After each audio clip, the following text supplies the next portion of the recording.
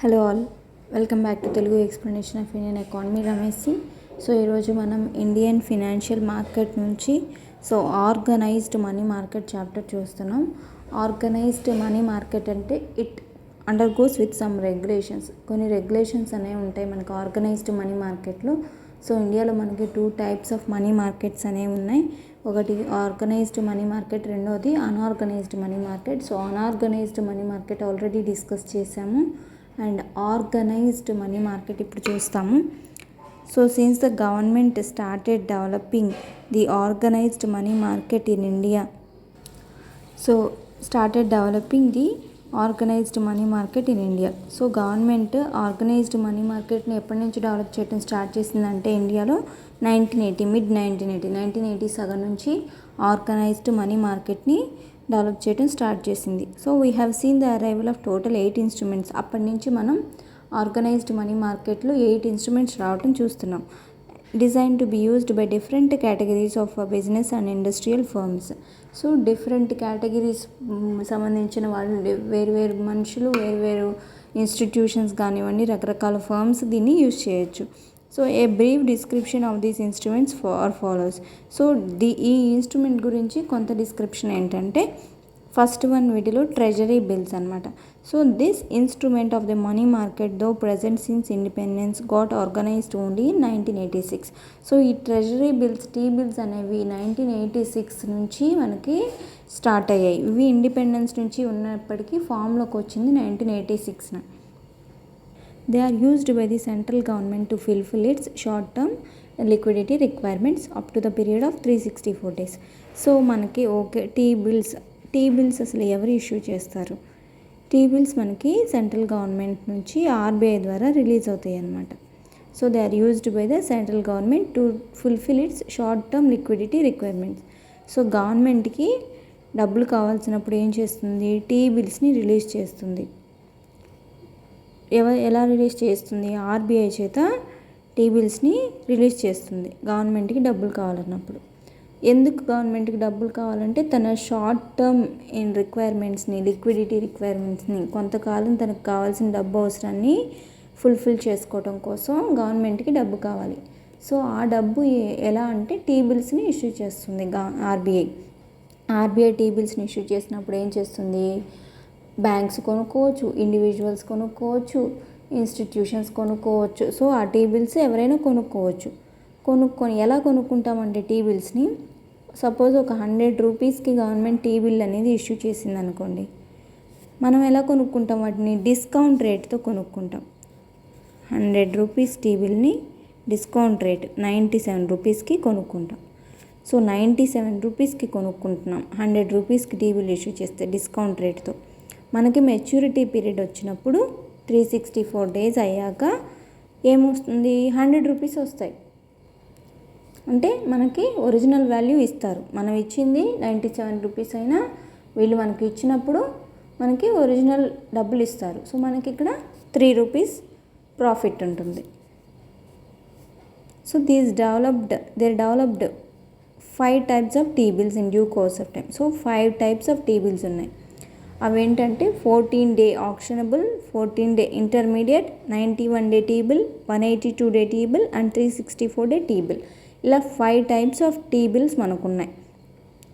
So T bill అర్థమైంది కదా, with discount rate మనకి ఒరిజినల్ వాల్యూ వస్తుంది ఆ టైం అయిపోయింది, మెచ్యూరిటీ టైం అయిపోయిన తర్వాత. ఇక్కడ అప్ టు 365 డేస్ ఉంటుందన్నమాట. So out of the above 5 variants of the T bill at present only 91, 182 and 364-day T bill are issued by the government.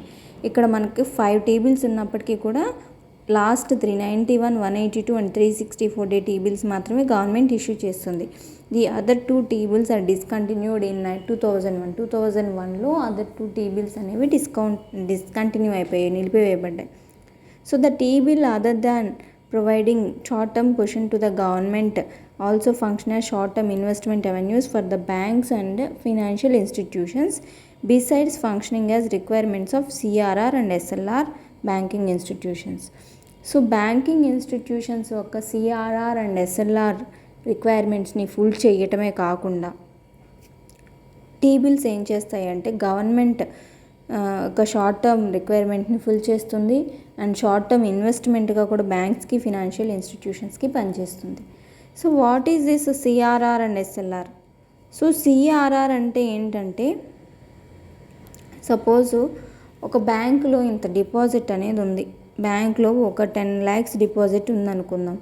ఈ 10 lakhs deposit ఒకళ్ళు చేస్తారు, వేరొకరు వచ్చి లోన్ తీసుకుంటారు. మొత్తం ఇచ్చేసామనుకోండి వాళ్ళకి ఆ 10 lakhs, వాళ్ళకి ఎలా రిటర్న్ మళ్ళీ మనం వాళ్ళకి టైంకి రిటర్న్ ఇవ్వలేదు, ఎవరైనా వచ్చి డిపాజిట్ చేసిన వాళ్ళు డబ్బులు అడుగుతారు, లోన్ తీసుకున్న వాళ్ళు మనకి రిటర్న్ ఇవ్వనప్పుడు డిపాజిట్ చేసిన వాళ్ళు డబ్బులు అడిగితే మన దగ్గర డబ్బులు ఉండవు. సో అటువంటి సిచ్యువేషన్ రాకుండా సెక్యూరిటీ కోసం ఏం చేస్తుంది, ఆర్బీఐ ఒక రూల్ పెట్టింది, మీరు మా దగ్గర మీ డిపాజిట్లో ఉన్న దానిలో ఇంత పర్సంటేజ్ అని మా దగ్గర దాచిపెట్టుకోండి, అవసరమైనప్పుడు మీకు అవి ఇస్తాము అని చెప్పి.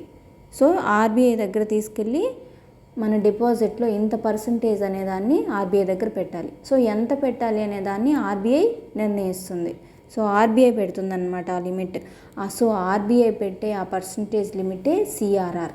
So percentage of deposit, RBI దగ్గర ఉండే పర్సంటేజ్ ఆఫ్ డిపాజిటే సిఆర్ఆర్.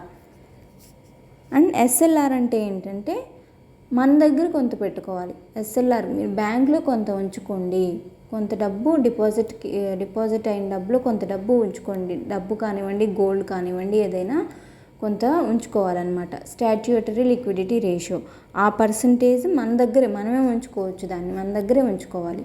సో మన దగ్గరే ఉంచుకొని అది ఇవ్వకూడదు అనమాట ఎవరికి, దాన్ని స్టాట్యూటరీ లిక్విడిటీ రేషియో అంటాం.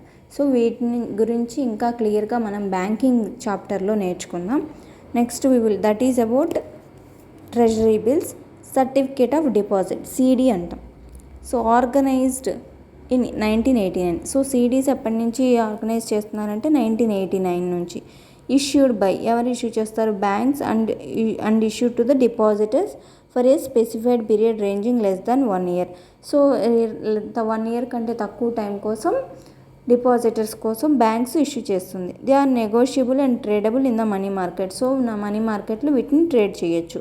Since 1993 RBI allowed financial institutions to operate it. So 1993 నుంచి ఆర్బీఐ ఏం చేసింది, ఫినాన్షియల్ ఇన్స్టిట్యూషన్స్, ఏవి ఫినాన్షియల్ ఇన్స్టిట్యూషన్స్ అంటే IFCI, IDBI, IRBI, so to operated, financial institutions కూడా ఆపరేట్ చేయొచ్చు అని చెప్పింది 1993 నుంచి.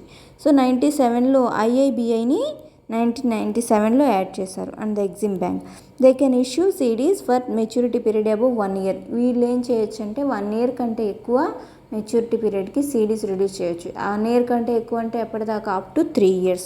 సో అప్ టు 3 years వీళ్ళు రిలీజ్ చేయొచ్చు.